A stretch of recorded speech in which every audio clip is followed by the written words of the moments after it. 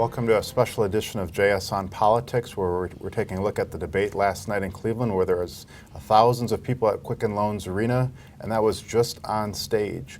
We'll start with a taped bit from earlier this morning with Craig Gilbert, who was in Cleveland covering the debate for us.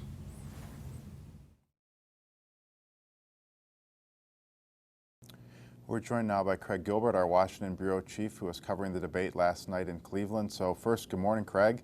Good morning. All right. Last night, the format, we talked in our preview show about how it's just a different dynamic with 10 candidates on the stage. They sort of had these inconsistent questions to each and really pointed in many ways. What was your take on the format and how it affected the outcome?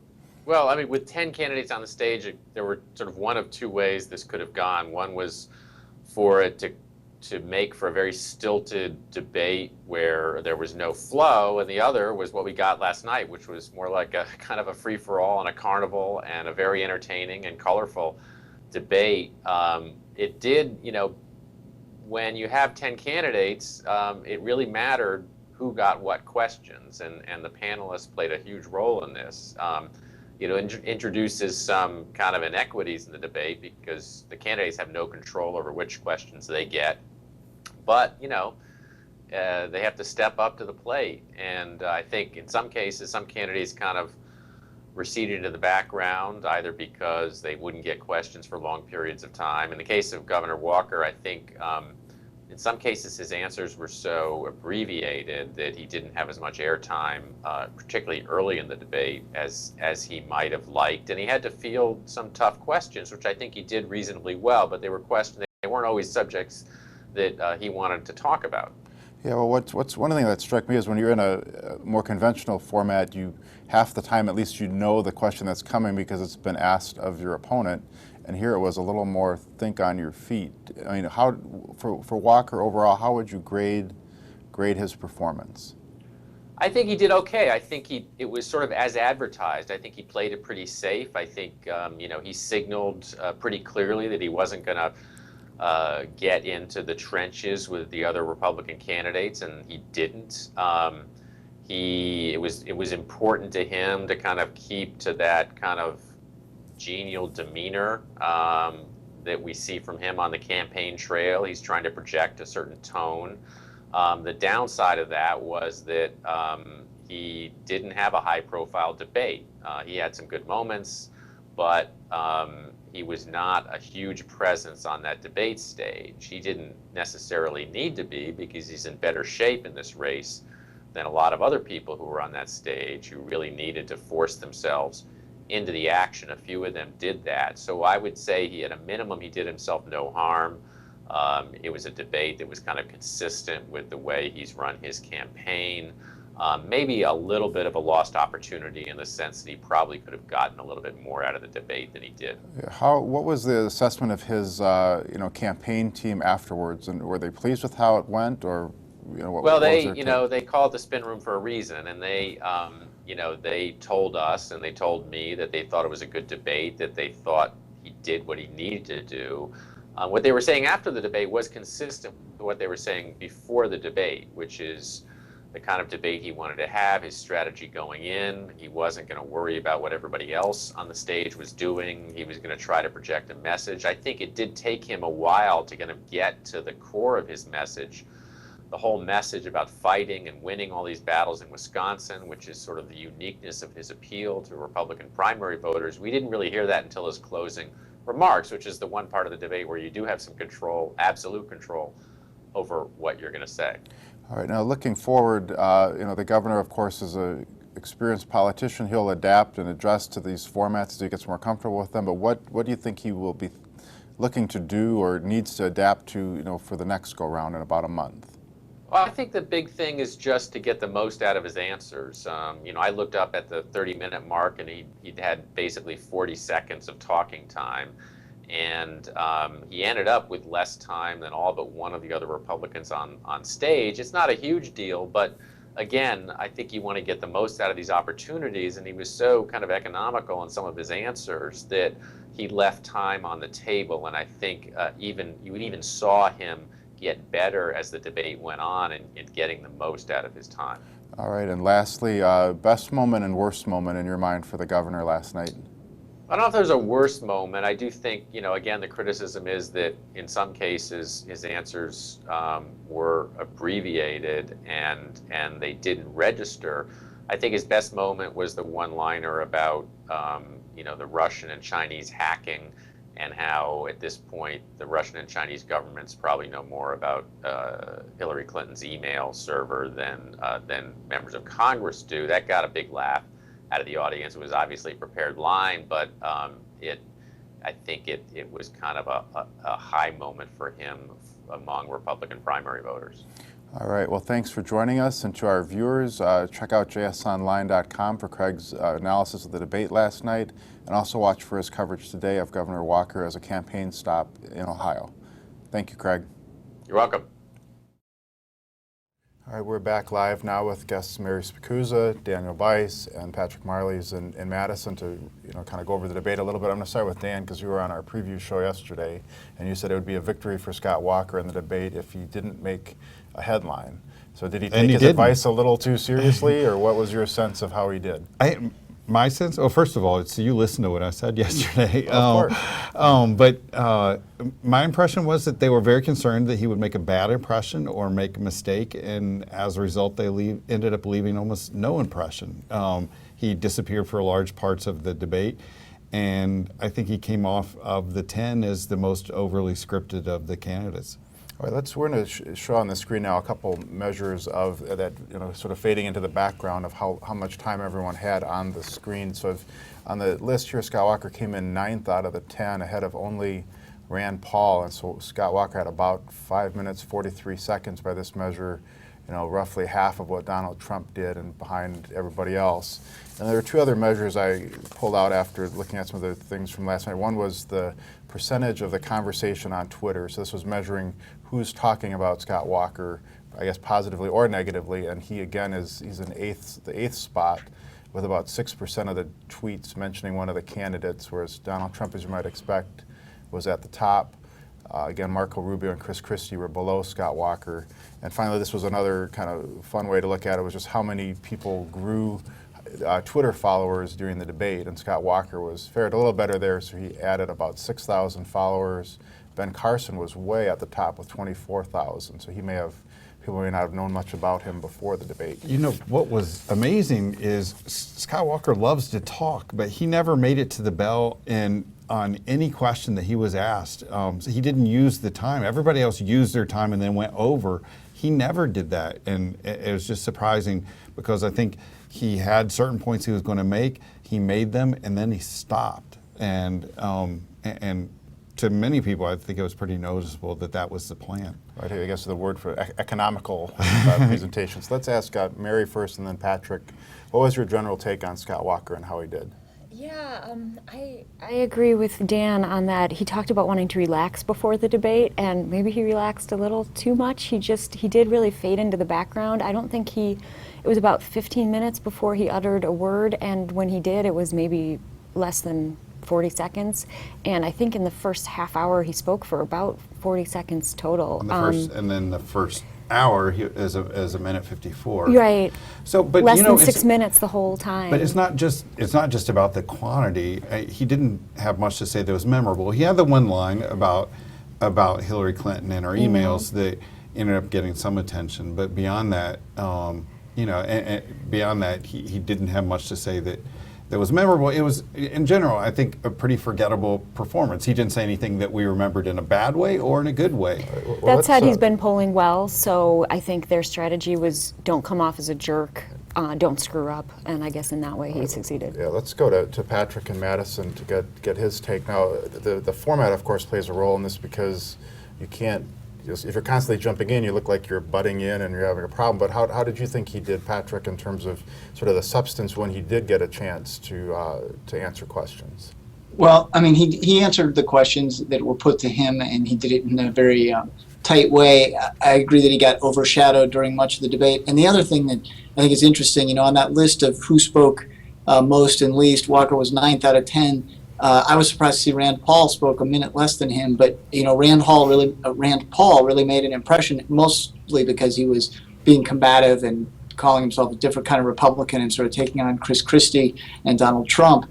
Walker didn't leave those kinds of impressions. He did, he did talk about issues, but he easily faded into the background. But I disagree with Patrick on one point. He didn't answer some of the questions. Megyn Kelly's question about abortion and why he believes that there shouldn't be an exception for the life of the mother, he didn't address that question, and she didn't follow up on that. And I would actually like to hear the answer to that question. And then there was the question about the other country. What was the other countries in the Middle East? Estonia? Yeah, and he again didn't come up with a country in response to the question. He was prepared for the question about the economy and why he didn't create a $250,000 jobs, but on those other ones, I think he had his points. He made his points, and even the point about Hillary Clinton was not in direct response to the question that was asked. Right, let's show that one now, because we've got that one on tape. That was probably his sort of most memorable zinger in the debate, and clearly one he sort of had in his back pocket going forward. Mm-hmm. What would you do if Russian President Vladimir Putin started a campaign to destabilize NATO allies Estonia, Latvia, Lithuania, mirroring the actions Putin took at the early days of Ukraine? Well, first off, for the cyber attack with Russia the other day, it's sad to think right now, but probably the Russian and Chinese government know more about Hillary Clinton's email server than do the members of the United States Congress. And So that one struck me in many ways like a case where he's got the talking points in his head, and he sort of went back to grab that one and pull it in, and he came off a little less conversational, maybe a little less authentic than some of the others who might have had similar talking points, but they seem to be presented in a more natural way. I think he went to that one. He obviously had it in the hopper, but I think it stressed his message that he was going after Hillary Clinton. He wasn't going to get sucked into the fray of fighting with Donald Trump or fighting with Chris Christie, but he was going to focus on the Dems. So I think that's why he pulled it out. I mean, she's not there, so you can beat up on her, and eventually he's going to have to make the case as to why he is the candidate who should be elected as opposed to the other 9 people on the stage, or Carly Fiorina, or whoever else might end up being there. Yeah, well, that's again, scripted. We're talking a lot, of course, about how the style of it and how it came off. Was there anything that we heard substantive in terms of policy points or things? I know there was the bit about the NATO countries and Russia and things. Is there anything, Patrick, did you catch anything when you were writing the story that you felt like here's actual news from the governor that helps clarify his position on anything? No, I don't think that he said anything new that he hasn't said before. If you've been following him, if you've been watching his stump speeches, everything he said was in line with those. I don't think there was a single, point that he made that he hasn't made in the past. And that was by design. He's trying to introduce himself to voters who don't know him as well and deliver that message. He's very disciplined, and he tried to get his points across. There were a few things he didn't mention that I was expecting, because he mentions them everywhere. There was no reference to Cole's Cash. Cole's Cash. No Cole's Cash anywhere. Eagle Scout. Was he an Eagle Scout in there? I don't think so. No, and he Preacher. It was in the sense that he son. finished on time. He did. He finished. He was on time, and Preacher's Kid. You heard no reference to that. You did hear a reference to David Clark, which I haven't heard too much before. And Harley. The Harley's there, and he mentions the Harleys before. And David Clark, I understand, was actually in the audience. So that was somewhat new. We're talking about style. The things that I think were rewarded last night was those who were spontaneous or appeared to be spontaneous with some of their answers, who gave detailed responses, and people who had a sense of gravitas. And he didn't have those things, but that doesn't mean that he can't in future debates. I think they'll take this, count this as a win because he made no major mistakes, and move on from here. Well, I asked this of Craig Gilbert earlier because the governor is an experienced hand at politics, and he's going to learn from this experience and how it came out. What's his takeaway in terms of the next debate in a month or so? Patrick, do you have any thoughts on that? Well, he's got to get more screen time. He's got to be more engaged, I think, for future debates. That's the main thing I would say. He's got to, it's okay to go through one where you kind of get overshadowed. He can't have that happen for the next 2 debates. So can he learn to be spontaneous? And gravitas is something that's hard to measure, but someone like Kasich came across extremely well. Like, he knew what he was talking about, engaged on the issues, took a couple issues, turned them sideways, and responded his own way. And I thought Rubio came across as someone who knew what he was talking about and then was very much in control of the situation, even though all of them have talking points and they're running through talking points in their heads. Some of them, it doesn't appear like they've memorized a script and that they're presenting it to the audience. Before we go on to talk about more of the rest of the candidates, we're going to show one more clip. This is one of the questions where the candidates were all asked about God and whether God had spoken to them individually on the campaign. I'm certainly an imperfect man, and it's only by the blood of Jesus Christ that I've been redeemed from my sins. So I know that God doesn't call me to do a specific thing. God hasn't given me a list, a 10 commandments, if you will, of things to act on the first day. What God calls us to do is follow his will.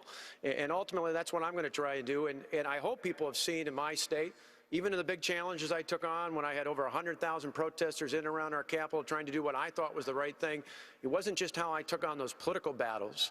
It was ultimately how I acted, not responding in kind, not lashing out, but just being decent going forward and living my life in a way that would be a testimony to him and his faith, and our faith.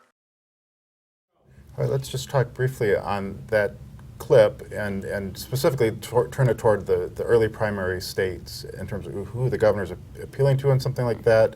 And how do you think he played there? We're sort of talking like to the general audience, but did his remarks play better in New Hampshire or Iowa, say, than maybe that generally? was clearly directed to evangelicals in Iowa because the language about the blood of the Christ and so forth, he was using evangelicals' language that would communicate to them. He didn't go as far as he has in other contexts, though, in talking about God speaking directly to him. He has said in the past that God communicated directly to him to get married to Jeanette, to drop out of the 2006 gubernatorial race. He was much more generic here, but I think once you get a little too specific there, it starts to scare some people off. So he didn't go as far as he's gone in the past in talking about that. It seemed like a good answer for, that's obviously the crowd he's trying to reach, and I think it would appeal to evangelicals, and it didn't seem like God wants me to be president, which is getting into scary territory. But he has sort of hinted that he thinks things have all fallen together in something of a divine way. But then you also run into the problem that Huckabee's also saying very similar language, and you have to wonder then if God is actually promoting two candidates instead of one. God is calling for a ticket. Yeah, all right, let's look at some of the bigger picture, the other candidates, the 9 others on the stage. I think the biggest news of it probably is in the first 2 minutes when everybody had to raise their hand to say, are you committed to supporting whoever comes from this batch, and Donald Trump didn't. Does that cause problems for Donald Trump among Republicans to say, look, he's not going to stick with the party, he might go off by himself? That was a fun debate to watch. I feel like all the other Wisconsin debates I've been covering were so boring in comparison. We'll try to get 17 candidates for the next gubernatorial race. But the funny thing is that I feel like every time Trump has a Trump moment, whether it's McCain or Latinos and criticizing immigrants, people will think like, this is it, this has harpooned his campaign. And the Trump base, the supporters and people who love Trump are like, yay, Trump. And I don't think his performance last night harpooned himself with his supporters. I think actually, I was wondering if he wrote the first question because it shifts the entire discussion.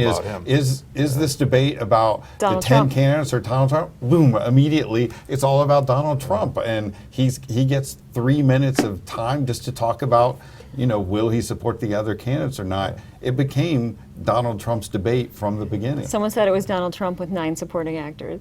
Well, Patrick, do you think Donald Trump has a ceiling here, though? I mean, he's leading among this massive group. Is he going to appeal enough to the broad group of Republican voters that he can be a force and through the early primaries and beyond?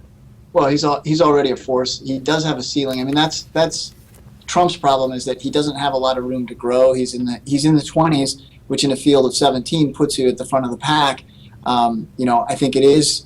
A lot of the critics and observers have been saying it's very difficult to see any path where he gets the nomination. But in the meantime, he's sitting in a good place. I don't think he did anything last night that's going to really diminish his standing in a significant way, because he does have that core base of people who are going to stick by him. I think a lot of establishment Republicans were expecting this debate to be the point at which Trump finally did something and his numbers started to crater, but I don't think that happened last night. You know, the main event is still not for months and months. So if you're a Republican, you can play around. If a pollster calls you and says who do you support, why not say Donald Trump? It doesn't really. I mean, there's no problem with saying you like him or you support him. But when you get closer and closer to election, I think that's when you'll start seeing people make divisions and decisions on whether they like him as opposed to Jeb Bush or Marco Rubio or Scott Walker. All right, well, let's go around the horn here and just set aside Scott Walker for a minute because we spent so much time on him already. But of the other 9 candidates, or if you tuned into the earlier debate, feel free to go, 11 to 17. Who was the biggest winner in your mind, or did the most to advance their candidacy, and who struggled the most? There were a few. In the happy hour debate, it seemed like a lot of them struggled, except for really Carly Fiorina came out shining out of that one, and that seemed to be, I don't know that I would call her like the winner of that debate, but she certainly seemed to fare very well, get a lot of attention, get a lot of praise. In the main debate, Walker didn't screw up. He didn't. He didn't make a terrible impression, but he was kind of a non-presence. Yeah. And I thought Kasich, Kasich really came off as very. He came off as very impressive. I thought Marco Rubio exceeded my expectations. He wasn't guzzling water. He didn't look like he was under stress. He had some really good comments. I ended up walking away thinking, I like Kasich. He's a good guy, and I liked him. And with Rubio, I was impressed with how he did. Chris Christie seemed comfortable with his position and so forth. But I think those two stood out to me. I thought Jeb Bush didn't look terrible. I thought he looked okay. I liked his answer on whether he's like or dislike his brother and his father, but he stumbled pretty badly, I think, on his closing statement. Yeah, Patrick, what was your sense of who did sort of help themselves the most and help themselves the least? Well, one surprise for me was that Ted Cruz was really not much of a factor in this debate. He kind of faded into the background like Walker did. He is someone who I thought might go on the attack more, sort of the role that Rand Paul played. He's a trained debater. Everybody had talked about how he could really perform well in a situation like this, and you didn't see it. Ben Carson, he kind of faded to the background for the first half of the debate and kind of came into his own in the second. You saw all the Twitter followers he got. I think he really resonates with a lot of people in the base.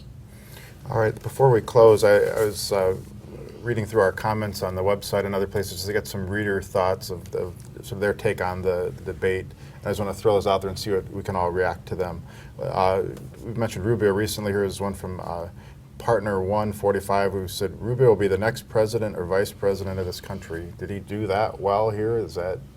What was your sense of Rubio specifically? I mean, the problem with Kasich is he looks like every other Republican who's run for president over the last 20 years, and Marco Rubio, is young. He's was pretty dynamic yesterday. I think it would be a very different message if he is the nominee for the Republicans. It would be a statement, particularly with Hispanics, because they've done very badly, and polls so far have shown Hillary has like a 3-to-1 advantage over most of the Republicans in the Hispanic community.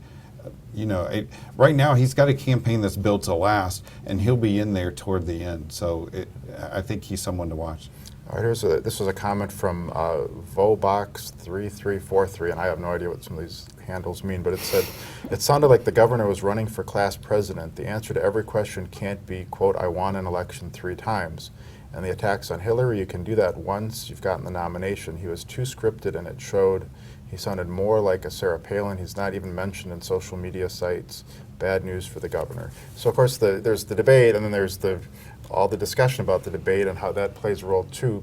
Is that what was your take, Patrick, on that reader's comment in terms of did he come off as too, unauthentic? Well, I do think that he came across as a little scripted in the debate. But the other Walker doesn't seem to be being mentioned a lot today in all this aftermath. Obviously, we've got a focus on him here, but he's maybe not getting that much attention. But I don't know that hurts him really in the long game. He wanted to not make a big mistake, not screw up, And when 2 more debates are under his belt, are people going to be talking about this one so much? Not really. So I don't know The question coming out of this is, will he remain in the polls as one of the top tier candidates? And he's hoping coming out of this that he's still among the top 4. That's the thing to watch in the next 2 weeks, whether these national polls and the Iowa polls put him near the top still, despite how he did at the debate. That's the interesting dynamic of if somebody's going to rise and somebody's going to fall from this, and where does one support? Does it come out of Walker's support, or does Rand Paul rise or fall and that support goes to Christie or something like that? Yeah, I don't know. I mean, the Rand Paul had some good zingers, but will him kind of coming off as, I mean, he was a bit smug probably, and some people thought he was probably a bit of a jerk, so that might hurt him. But then there are supporters who just seem to love Rand Paul and be pretty, and they're going to love him forever. You mentioned Carly Fiorina. If she emerges from that second tier up into the group of 10, I think she will. And where does she get her support? So, I mean, that's an interesting question as well, and I think she will too. All right, let's get one more reader comment. This was from Good Stewart, who said, "This debate was really about watching Trump implode. Everyone can hate on Walker, but if someone is going to take the reins from Obama and completely take a 180, it would be him. Unfortunately, I don't think he will have the popularity to pull it off." So here's someone saying he thought Trump imploded. We had sort of a different assessment here. I think he will implode at some point, but I don't think it was last night. I don't know. I think he's a Rorschach test. If you don't like him, you could have found stuff in there that you really disliked. If you like him and you think he's, a little bit interesting, creative, and different from the other ones, you see stuff in the performance that you would like. Oh yeah, Patrick, let me ask you this one on Trump. Was there a particular, there were the comments about Rosie O'Donnell and women, and he kind of was, pretty, flip about that response. Or was there any responses that really stood out one way or the other for you from Donald Trump? Well, I think that's the one that probably has the potential to hurt him the most. He didn't do anything to make inroads with women voters there, and he tried to make a joke of it about what he was asked about calling women fat pigs, saying only Rosie O'Donnell, and Megyn Kelly said, well, it's more than just her that you've said that about. And he had to quickly concede that was the case. And then he said, I don't have time for total political correctness, which I think that's a message, that notion on its own is something that Republicans in general like, but when it comes to sort of this flip treatment of women, it turns off a lot of voters. I think many of his answers were problematic. He goes after Megyn Kelly for the questions she asked him, and he goes after the panel and says they were tougher on me than they were on some of the other people, and then he rips on reporters, even though he's someone who's used reporters over the years to his advantage. And the Washington class is all stupid. I mean, it's an overly simplistic view, but it resonates with some people. All right, so I think we'll probably leave it there. There will be another debate in about a month, and then a few months down the line, we have a debate here in Wisconsin, presumably in Milwaukee, and we'll probably have a lot more to talk about as we go. I hope ours is as much fun. We may have to be in the Bradley Center if they're at the Quicken Loans. Maybe if we get to ask the questions. Yeah. We'll have this debate right here in go. a slightly bigger studio. All right, well, thanks everybody for joining us. We'll be back next Thursday at the regular time at noon for the latest of what's happening in Wisconsin politics.